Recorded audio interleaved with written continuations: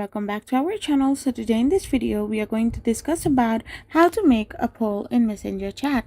So without wasting much of our time, let's get straight into the video. So if you want to make a poll in Messenger chat, it's pretty much easy. All you gotta do is simply tap open your Messenger app. Once you open your Messenger app, you need to simply scroll down below and go to your group chat that you have activated. So once you go in the group chat you have activated, you need to simply tap on the plus icon. Once you tap on plus, you can find the option called poll. Tap on poll, and now here you need to simply pose your question. You need to type in your question and add options. And once you have done both, you need to tap on create poll option. After doing this, your poll will now be sent to your group, where they can simply vote, like the group members can vote about what they prefer or what's correct or not.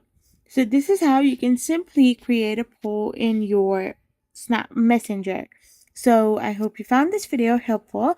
Don't forget to hit that subscribe button and to give us a thumbs up. We will be back again with more informative videos. Thank you for watching and stay tuned for our next video.